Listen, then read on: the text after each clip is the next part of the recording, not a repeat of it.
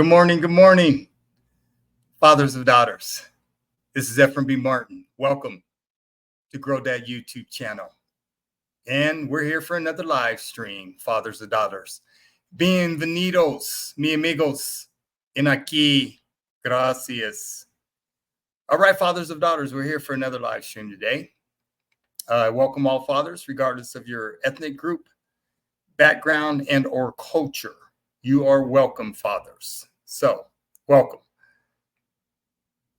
Well, fathers, what we're going to be discussing today is all children are good at something. That's what our live stream is going to be about today, fathers. All children are good at something. Okay, fathers, when we talk about our children, right, all of our children, they're good at something. Naturally, they're born into this world, what I believe, a great curiosity and an adventure for the world. So what I think that parents, one of our goals should be to make sure that our children, we expose them to the world. We expose them to things that are going to be unfamiliar as we're rearing them, as they're growing as kids. We need to be perfectly aware of what their strengths are, what their weaknesses are. But make no mistake, parents, all children are good at something. Some kids are going to be analytically inclined. Some kids are going to be sports inclined. Some kids are going to be artistic inclined. And the great thing about it, parents, as we're raising our children, as we're rearing them, we get to see exactly the potential in them when they're little, birth to 10 years of age. They're exploring the world. They're out there doing their thing as children and being young kids. And we get to be a part of that success, okay? So I believe that exposure as parents is everything to our children. And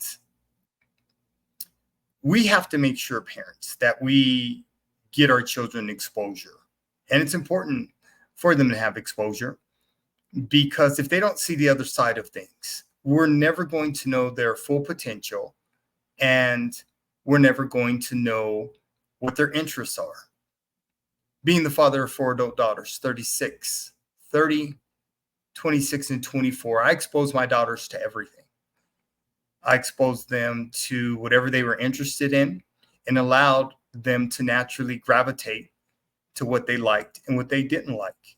So, parents, I just believe that we have an opportunity here to really figure out where our children are going to meet their potential in this world. What is it exactly our children are going to be interested in? Well, the great thing about it, parents, is they're going to let us know. They're going to tell us. They're going to be verbal about it. They're going to be interested about it. And don't be scared, parents, to allow your children to try things and be out there exploring their imaginations. Kids have the best imaginations. That's what I love about working with children. I worked with children for over 30 years in K-12 education and the criminal justice system. So it was very, very rewarding for me. And it was an amazing experience working with children, because I learned a lot being around kids, and I love being around children.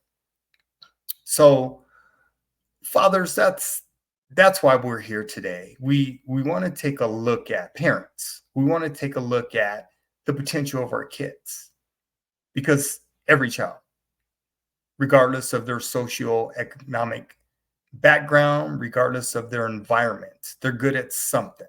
Every child. God brought them into this world innocently, and it is our responsibility as parents to ensure that we expose them to the other side. That's what I call it, the other side. We'll never know the potential of our children without exposure. Exposure is everything, because we never know what they're going to gravitate to.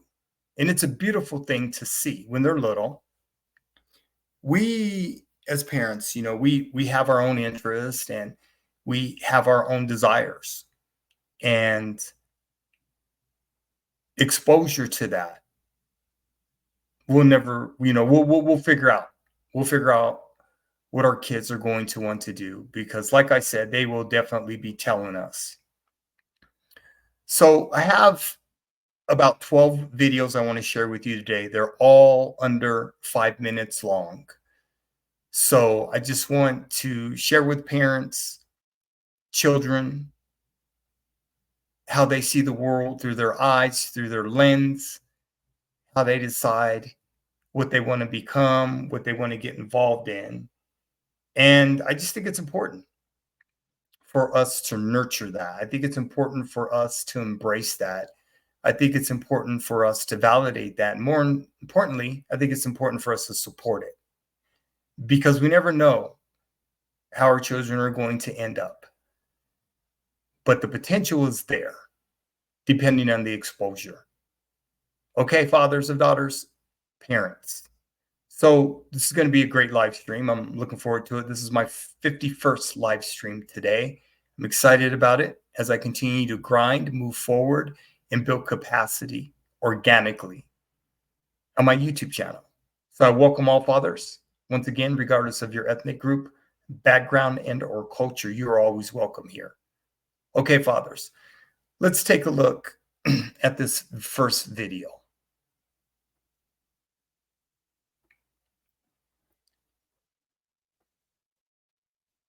Kids are born scientists. They're always turning over rocks and plucking petals off of flowers. They're always doing things that by and large are destructive. And no, that's what exploration kind of is. If you take stuff apart, whether or not you know how to put it back together. This is what kids do. An adult scientist is a kid who never grew up. That's what an adult scientist does. So what happens at home is the kid reaches in the refrigerator, pulls out an egg and starts juggling it. What's the first thing you do as a parent? Stop playing with the egg. It could break. Put it back. Excuse me, this is an experiment in the material strength of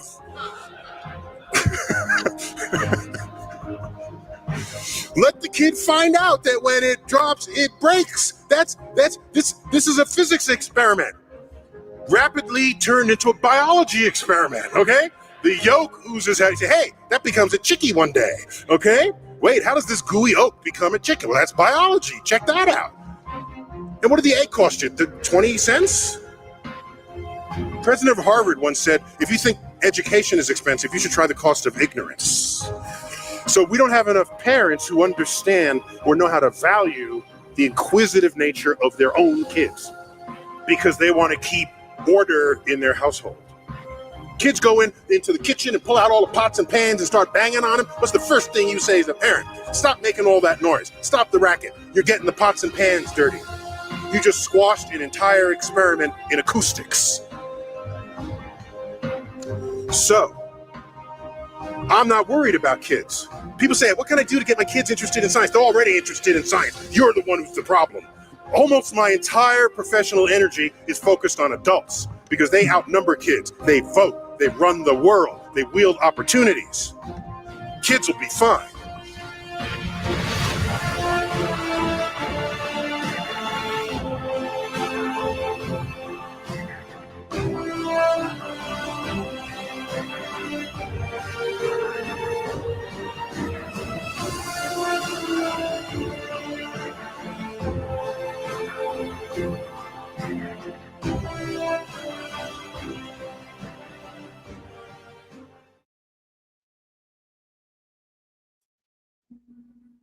Okay, parents. Okay, fathers. So, Neil deGrasse Tyson, a brilliant man, a brilliant scientist. And I've been watching him for years. And it's good when you have adults that can explain things in simple terms through the lens of a child. And what I really appreciate about that video the most is, parents just need to fall back and allow kids to be kids. Let them go through their imagination. Let them figure out things. Let them get exposed to things, because kids are amazing. I know when my daughters were little, one thing I made sure raising our daughters in our household was that they always felt our home was livable, right? I didn't go behind them picking up their toys. We taught them how to do all those things, but we wanted to make sure our daughters had the experience of a livable household, because when you have a livable household, children understand the order and they figure it out as far as putting their toys, away, and how they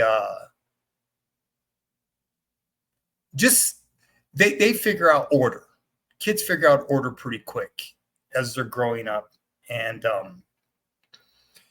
it's a beautiful thing when they're little, because they're very, very curious and just making their ways through life. So as parents, like I said earlier, it's all about exposure, parents. Everything is about exposure.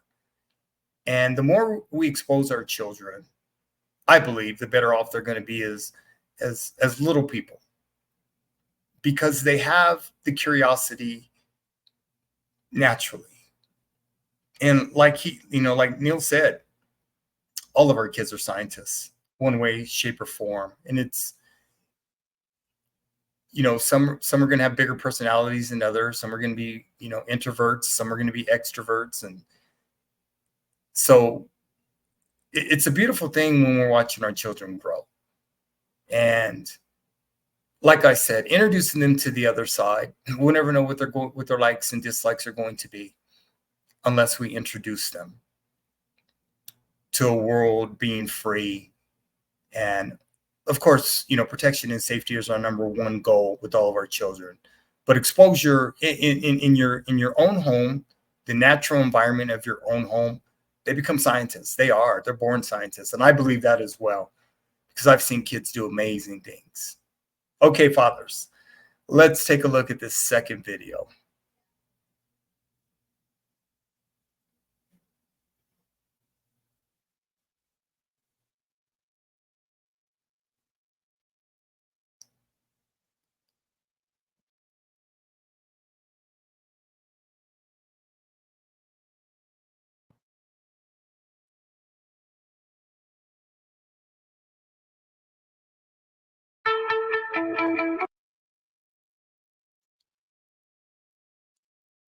Okay, fathers, this is video number 2. Actually, the video I'm getting ready to share with you is from the school district I used to work in, Denver Public Schools, where I was a teacher, dean of students, and restorative justice coordinator. So I just wanted to share it with you, and it's a great video.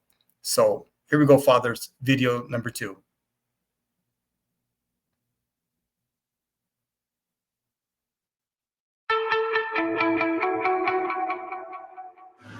Good morning, everybody. Good to see you guys. We focus so much here at Skinner on building a positive relationship with our students.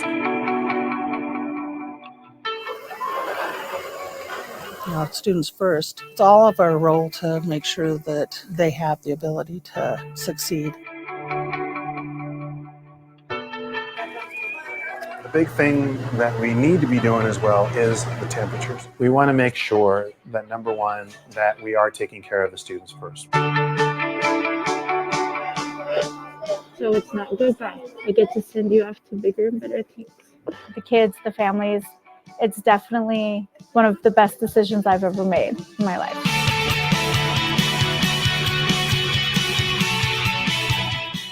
Good morning. Good morning. How are you, Isaiah? Good. Did you have a good weekend? As a school social worker, I see my job as helping the children to be ready to learn. Kids who are in crisis, kids who have ongoing social and emotional needs that they need ongoing counseling and support around. So let's go around and hear about how our weekends were. Basically, it's about breaking down the barriers to the kids getting the best education that they can possibly get. And what zones would you say you were in over the weekend? The kids are so eager to talk, and really all they need to know is that someone is eager to listen. Okay. Ooh, what made the red zone? Try to make sure that I'm very available, that I have an open door policy. How was your weekend? They really like my standing out and greeting them in the morning. They like being called by their name because it makes them feel like they're a person and that they're special. My largest role is accountability to make sure every student comes first.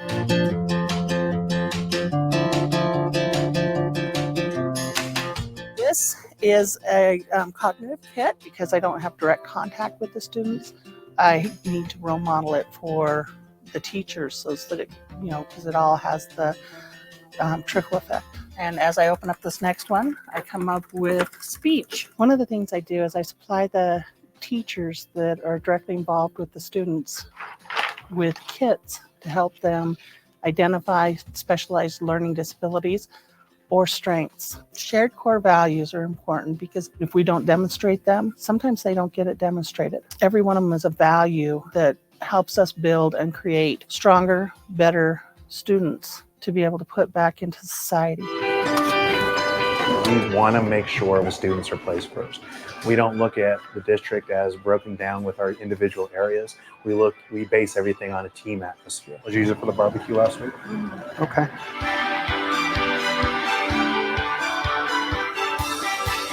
The role of DPS is basically making sure we feed every student. We want to make sure that students come first. We feed over 90,000 students a day between our breakfast, lunch, and our snack programs. You have a good one. Enjoy your nachos. The shared core values are very important. We want to make sure we're collaborating with the school administration, making sure that, number one, we know that education comes first, and we want to make sure that the children are fed to make sure that they're performing well in the classroom.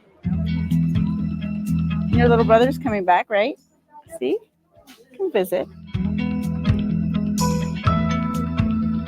This is my school. I love this school. I've been here 11 years. I've seen many kids grow up and finish school and move on. And when I say lighthouse, please partner up with someone. All of our teachers here, including myself, we're here because we want to be here and not because we have to be here. Lighthouse! Putting students first encompasses all of the other pieces. Just like we ask our kids to reflect and to set daily goals, it's important that we ourselves do that because like I tell my students, you never stop learning. And I like to try to lead by example and encourage my teammates to do the same. Emocionantes. Read it again. If a lesson doesn't go well, it's not the student's fault. It's what did I not do right? What didn't I take into account? Whose needs did I not meet? And how did I let that fall through? And we plan together to figure out what is going to meet the needs of all of our students. Good job, guys.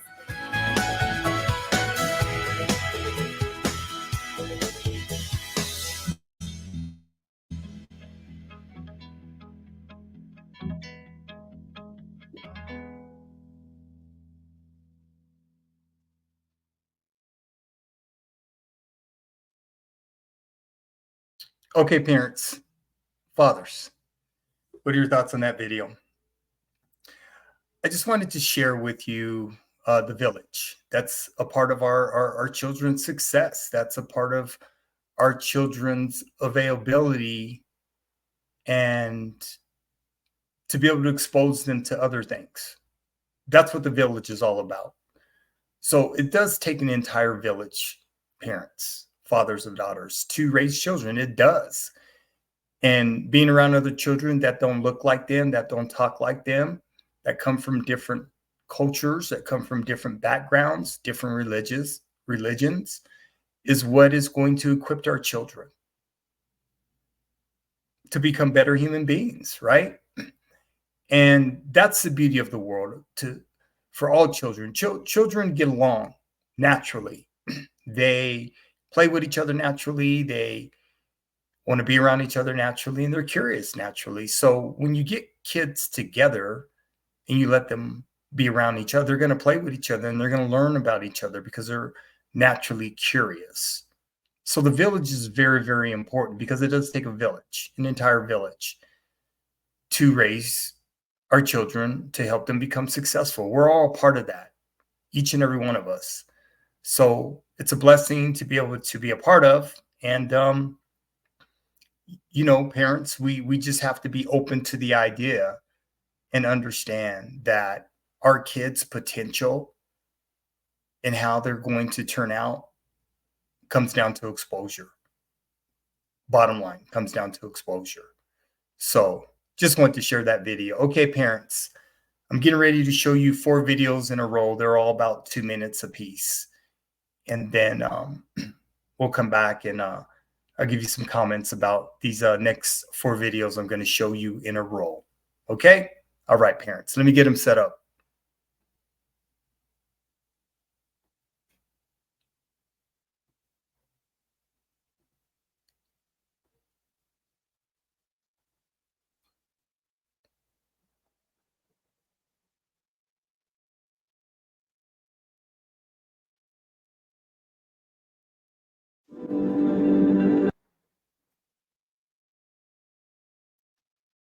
Okay, parents, so these next 4 videos, I'm going to show them to you in a row, okay?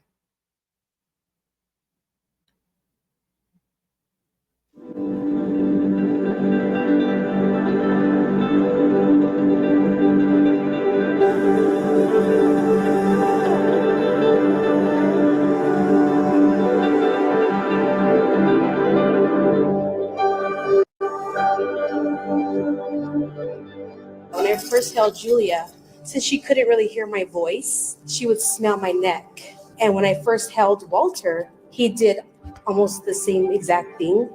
I remember just looking at him and I knew that he was meant to be ours. They're the same.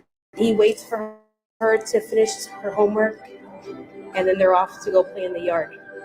She's learned a whole other kind of love.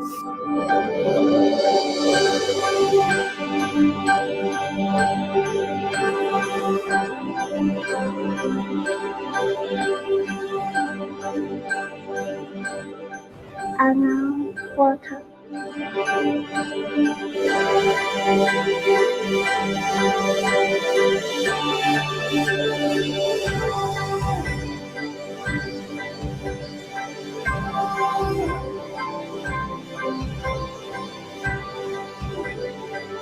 Walter, Matt, and Dad.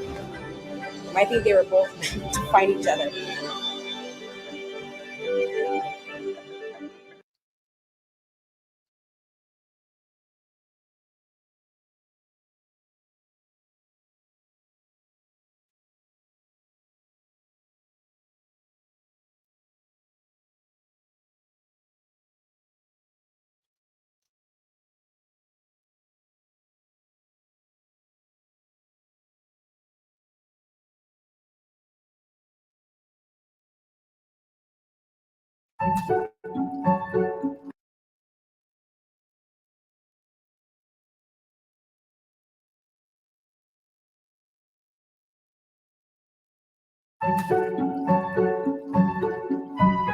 Sometimes they say, oh, a kid did it, it's not worth anything.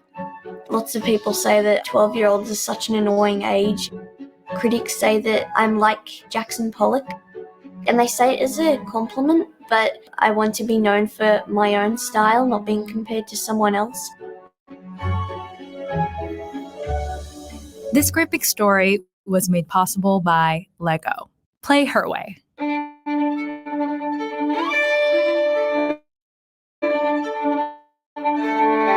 My name is Alita Andre. I'm an abstract painter and I'm from Melbourne, Australia. At only 12 years old, Alita has been in the industry for over a decade. I started painting when I was 9 months old. My dad put a canvas down on the floor because he used to paint a little bit. I just started crawling on the canvas and started painting before him. That's how everything started. That was my first painting.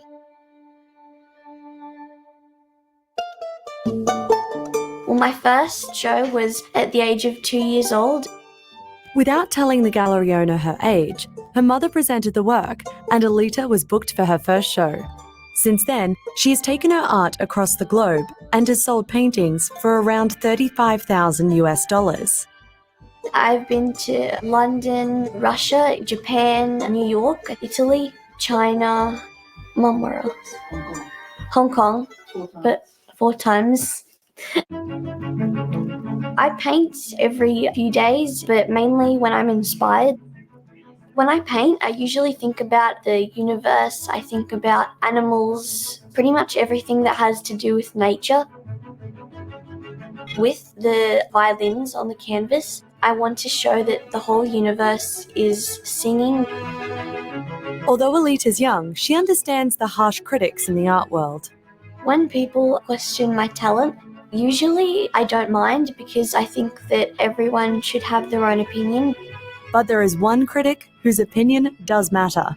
So Fluffy is our little pet art critic. He usually starts biting me or biting the painting if he doesn't like it. My mum and dad encouraged my art and I'm so happy. So I definitely think that I'm going to be doing painting for the rest of my life. It's something that I love so much.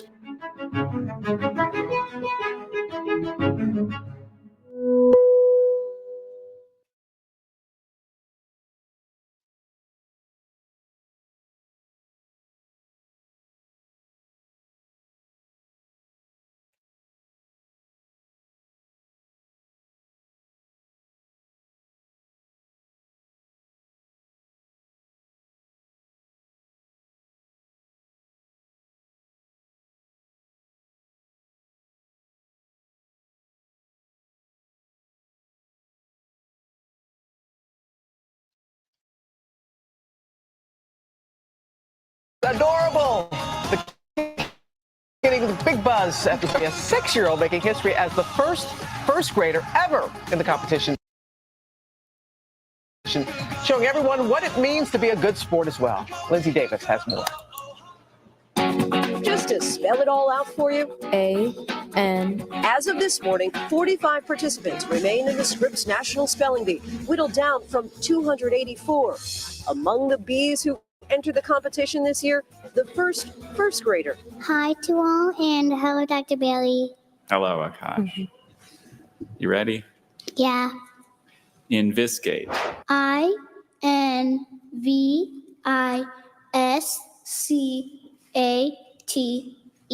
Investigate. That is correct. Just check out this 6-year-old's practice video. EOSIS. New line ultramicroscopic telescopic. And then there's 11-year-old Neil Mace, who was born deaf. WEISSN. Thanks to the technology of cochlear implants, he's able to do this. NIDE. But sometimes it's possible for even the best bees to get stung. Bacteriolytic. Neil and Akash are both out of the running to be this year's spelling bee champion. Thank you, Dr. Bailey. Akash will be remembered for redefining the word sportsmanship. Good luck to all my fellow stars, and thank you, and bye. I hope all can. Love him. Akash stole countless hearts yesterday. We look forward to his return next year. As for tonight's winner, the odds are 1 to 2 that he or she will come from a public school. And there's a 50-50 chance it could be a girl or a boy. Last year it was actually twins. They had girl and boy, so it was both. And here I thought the kids today, their spelling was limited to just LOL or OMG, right? I can't even pronounce half of these words, let alone spell them. But such a good sport as well. Oh, and he was just so great, especially Akash. Yeah. And the Spelling Bee Finals, guys, kicks off today at 10 p.m. Eastern on ESPN2 and then continues tonight on ESPN at 8 p.m.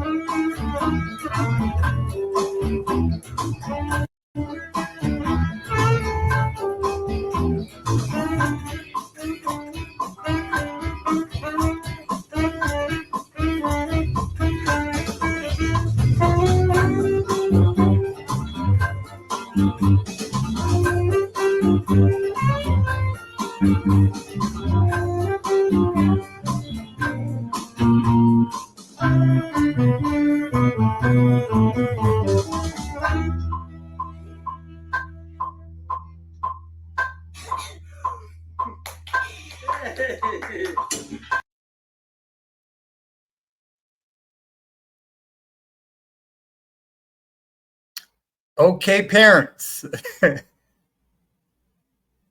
Our children. Amazing. Simply amazing. So when we expose our kids, never know what we're going to get, right? The other side, parents, the other side. I want to share a couple comments that I've received. So whenever I get comments from my subscribers or anyone who's watching the live streams, I'm going to share them with during the live stream. So let's show this one. Exposure. Less is more Smith. That's my nephew. That's my nephew. Thanks for tuning in, nephew. Exposure, that's deep right there. Absolutely, nephew. It's very, very deep because we never know how kids are going to excuse me, I feel like I'm coming down with a cold. We never know what our kids are going to how they're going to respond and how they're going to react. But exposure is everything. So thank you for that comment, nephew. Appreciate you. This next comment is from Max Winter. I just caught last bit of that. So thank you for tuning in, Max Winter. Appreciate you. And you're always welcome to be a part of Grow That YouTube channel and our live streams. Okay? So thank you for tuning in this morning. Max had another comment. Amazing story still. So appreciate your comments. Appreciate you tuning in. And this is what Grow That YouTube channel is all about for fathers of daughters, making sure that fathers and parents have a full understanding of our sense of urgency regarding our children. So that's how we get down here at Grow That YouTube channel. So thank you for participating and being a part of. Okay. So I have a few more videos. I have that I'm going to show you in a row. I got about 3 or 4 that I'm going to show you in a row of amazing children. All children, parents, all children, regardless of their ethnic group, background, religion, and socioeconomic class. All children are good at something. Okay? Facts. All children are good at something. Okay, let me get this next video set up.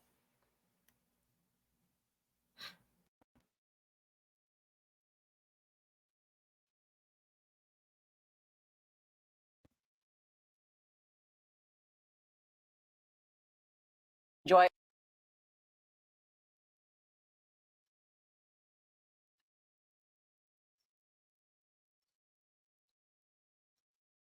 Okay, parents, next video.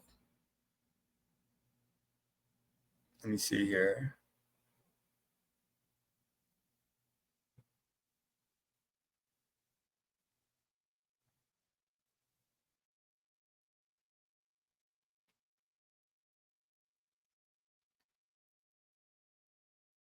Okay, let's see. Give me a second, parents. I'm having some Technical difficulties. You know how technology is. Okay, let's see. You don't need a storied past.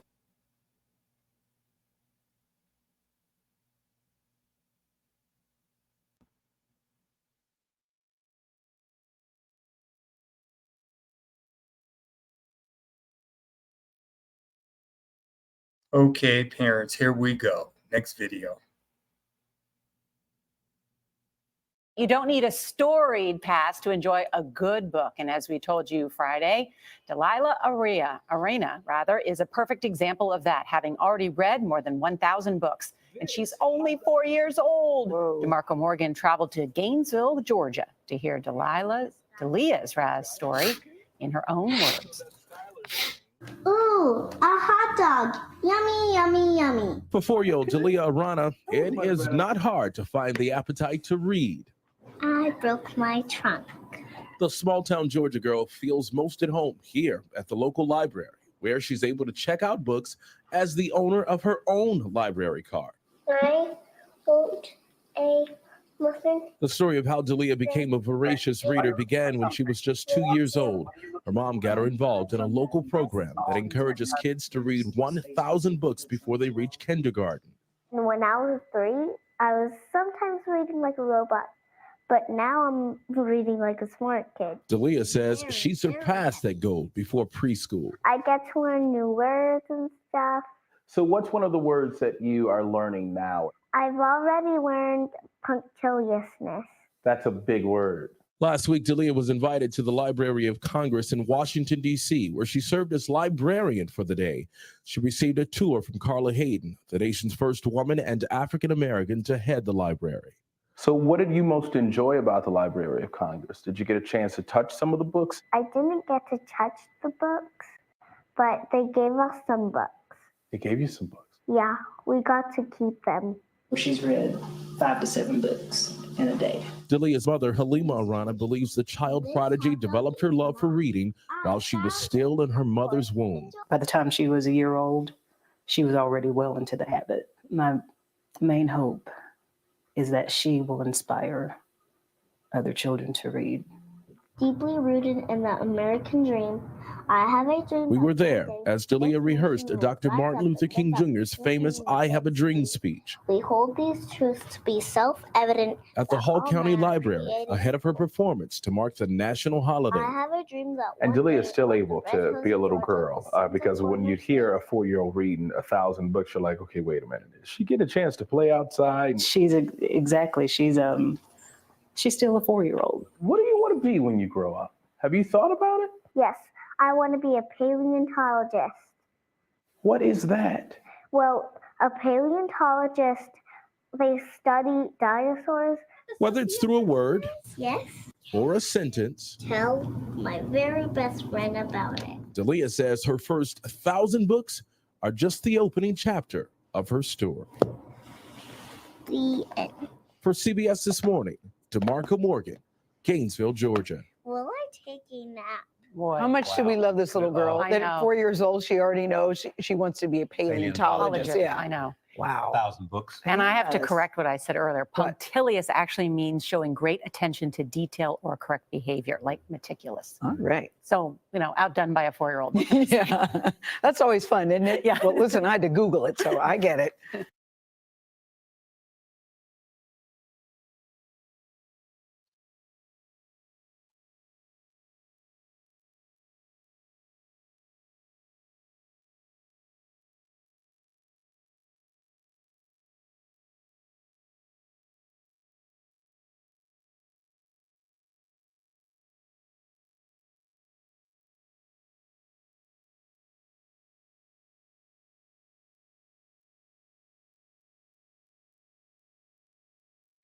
Are you looking for something? Yes, What are you looking for? I'm looking for my present. Oh, that's fantastic. Well, I'll tell you what, if you pass a little test, we can help you find your present, okay? So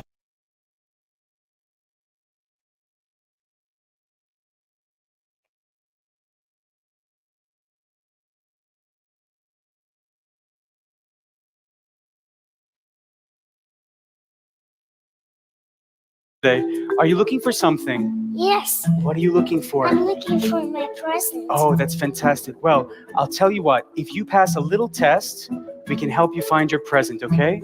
So over here, we're going to have a question for you. Can you read the question and then answer? Dinosaur has 2 rows of bony plates that run along its back and tail. Okay, so which dinosaur is it? Stegosaurus. That's correct. Wonderful job, Bella. Whoa! Hallo Schatz, wie heißt du? Ich heiße Bella. Das war aber sehr schön. Okay, dann musst du zu der Frau gehen, die Spanisch spricht. Una canción. ¿Te sabes alguna canción? Sí. Cántala entonces. Mariposita está en la cocina haciendo chocolate para la madrina. Poti, poti, pata de palo, ojo de vidrio y nariz de bagama. Cho, cho, cho, cho. Je cherche quelque chose. Oh, tu cherches quelque chose? Mais tu cherches quoi? Je cherche un cadeau. Oh, un cadeau? Vraiment? Oui. Okay. 好的，如果你想要礼物的话，你要回答我3。我们用什么来看东西？我们用眼睛来看东西。 حسنا، السؤال الأول على أي كوكب أنت تعيشين؟ أنا أعيش على كوكب الأرض. السؤال الثاني، قولي لي ماذا يوجد في هنا؟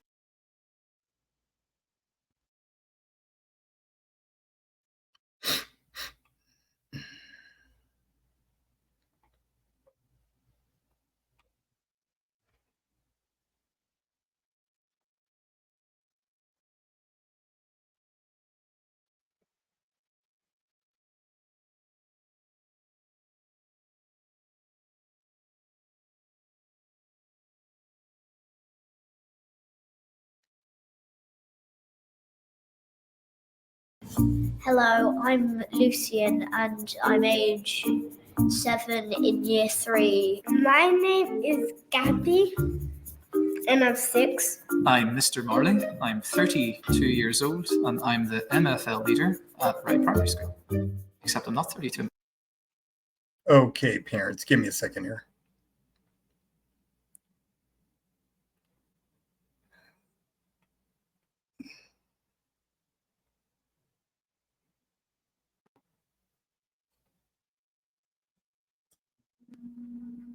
Hello, I'm Lucian and I'm age 7 in year 3. My name is Gabby and I'm 6. I'm Mr. Marley. I'm 32 years old and I'm the MFL leader at Wright Primary School.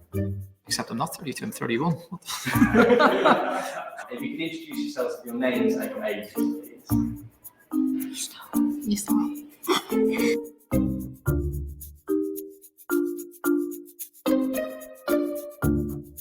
I can speak Portuguese and Spanish and English. At home, I speak a language called Amharic because I'm Ethiopian.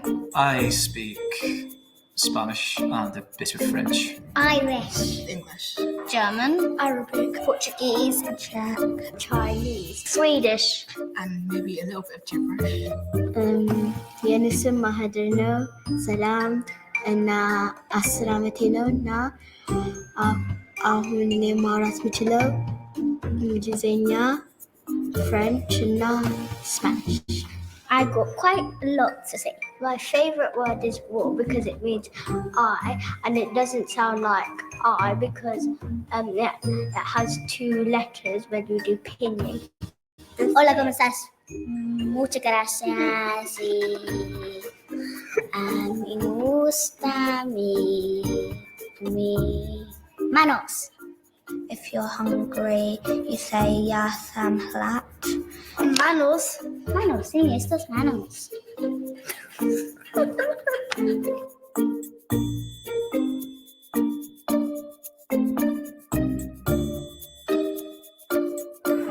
I would like to speak probably Spanish because Spanish is known halfway around the world, so and it's the most spoken language in different countries around the world. So I'd like to learn Spanish.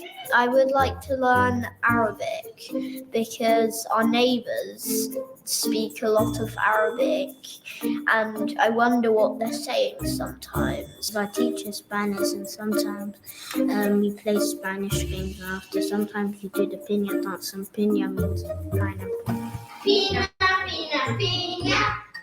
Being from Ireland, I studied Irish at school until I was 16, but unfortunately I am nowhere near fluent. And I would love to be able to go home and go to the Gaeltacht and be able to order a pint in Irish. All the languages are extremely useful because on the summer holidays I visit new countries and English isn't the most important language because we all have different opinions on what the most important language is. Having worked in London for so many years, it was heartbreaking that some children never cross the River Thames, never mind leave the country or speak another language. So for me, for children to understand another language, a culture, to gain experience, to have teachers that are passionate about teaching those languages as well, really opens those eyes and really opens those opportunities for children that they may not think are necessarily available to them. And that's the end.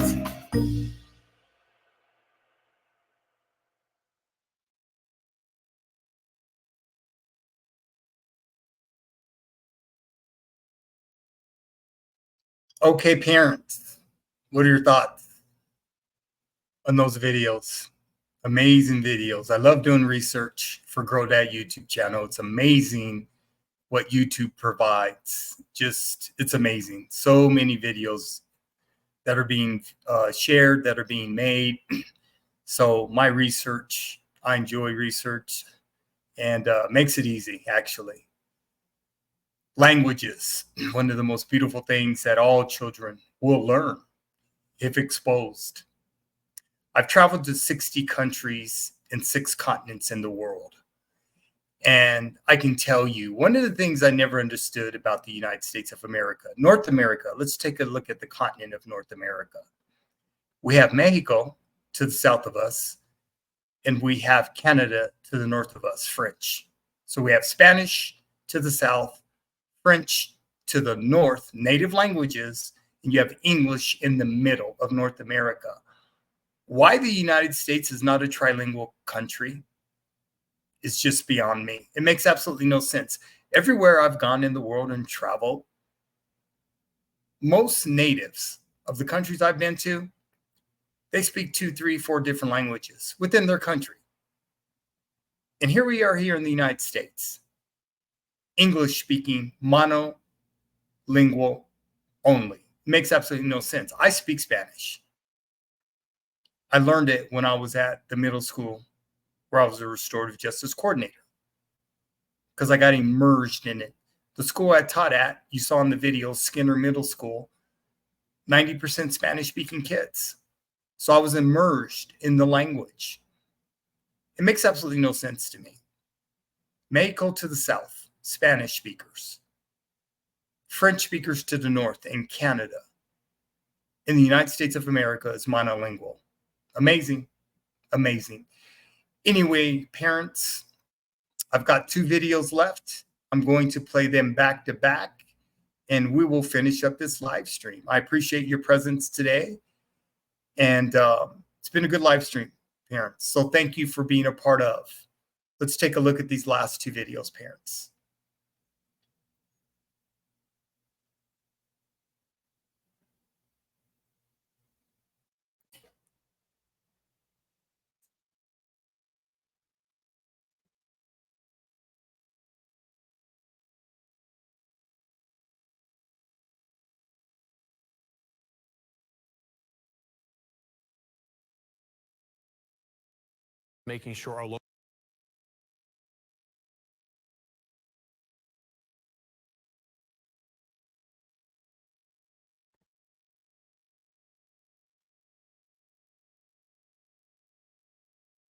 Making sure our local nonprofits are able to keep operating, many struggling for donations and others struggling to keep their volunteers, much like a vital nonprofit in Hillsborough County who found the next generation was ready to step up and help them rebound.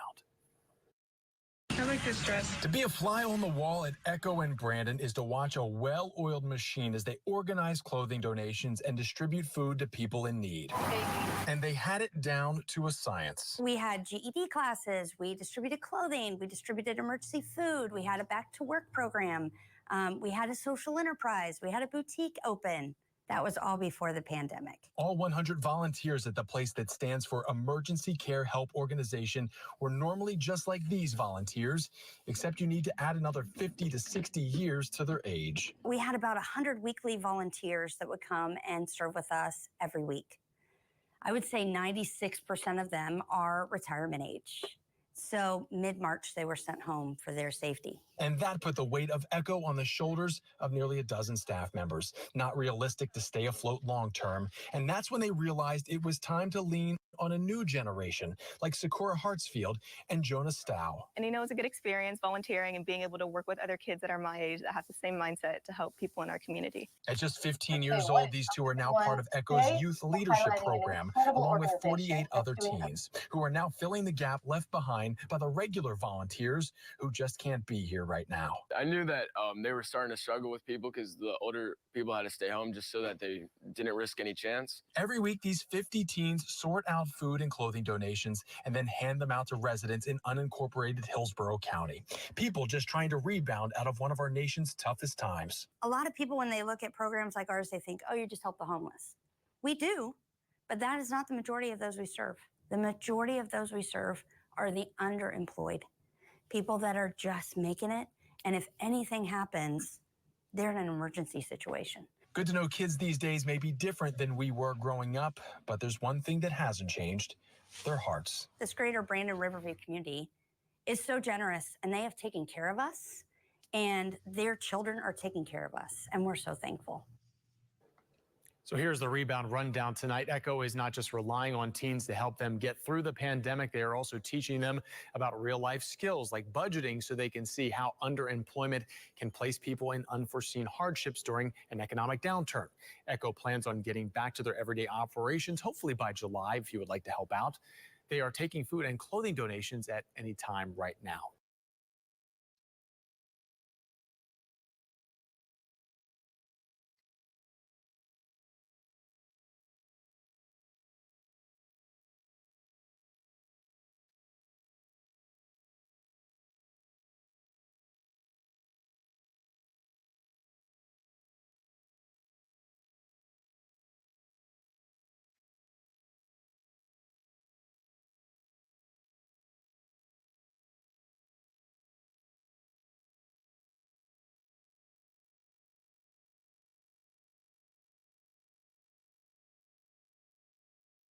Hey, what is up, everyone? Today, we're highlighting an incredible organization that's doing amazing work to combat loneliness and isolation among seniors, and that's Glamour Gals. I'm Risa Morimoto, your host, and you're watching Modern Aging, where we chat about innovative and holistic ways to care for one another as we age. You can click on that little red button below that says subscribe on it, and the little bell, so be sure to be notified whenever new episodes are uploaded. You can always also sign up onto our email list at thisismodernaging.com. So Glamour Gals is this nationwide organization. They're inspiring conversation and companionship with young girls and seniors through makeovers and manicures. And in my case, we did some cookie decorations. With hundreds of chapters all over the country, this program fosters intergenerational connections while alleviating senior loneliness and isolation. How amazing is that? So check it out.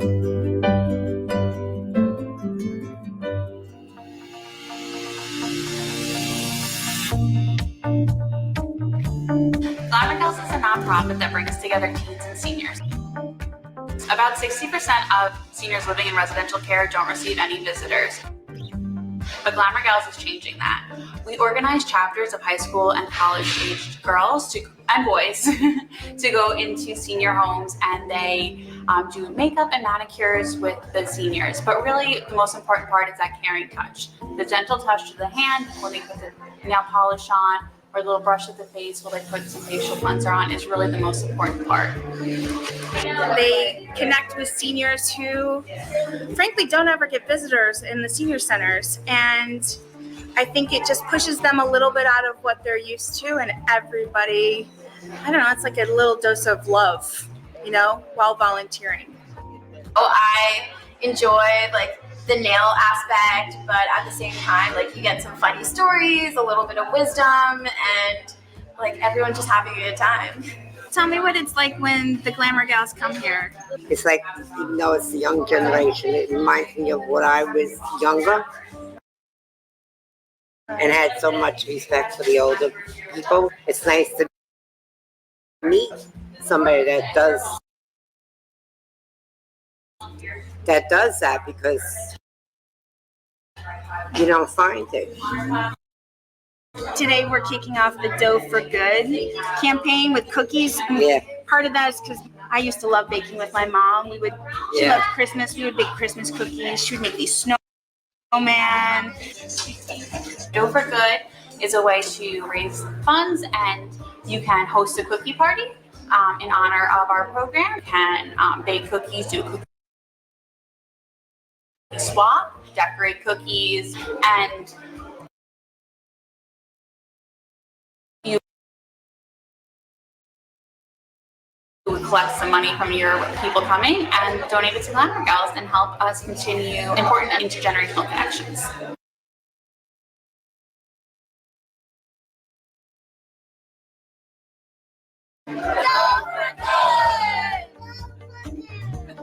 It is at its core an organization that helps organize and empower teenage girls to be their best selves. And we fight to get here first. With Glamour Girls coming here. So busy. Yeah. Yes.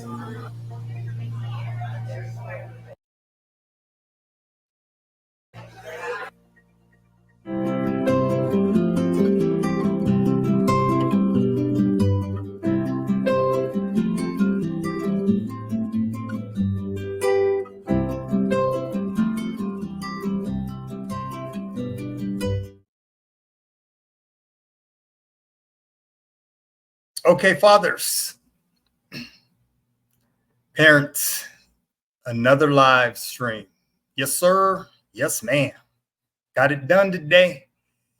And just wanted to share this, fathers. I think this was an important live stream. I think it was necessary for us to take a look. Expose your fathers. Expose your parents. That is the difference between our children seeing the other side. I believe it. I've lived it. And I've seen it through my own eyes. So that's what we have to do, parents. That's what we have to do, fathers of daughters. Okay. Live stream number 51, done. Next week, fathers of daughters, we have another live stream. It's going to be a good one. All my live streams are good. Feel free to look at my live streams, fathers. They're very educational. This is what we provide here at Grow That YouTube channel. Education, information through instruction. Okay, fathers, I appreciate you all. Mi amigos, adios. Until next week, fathers of daughters, this is Ephraim B. Martin. I appreciate you. Kiss them babies, love them babies, hug them babies. Tell them you love them, show them you love them. All right, fathers. Till next week, you know the routine. I'm out. Peace.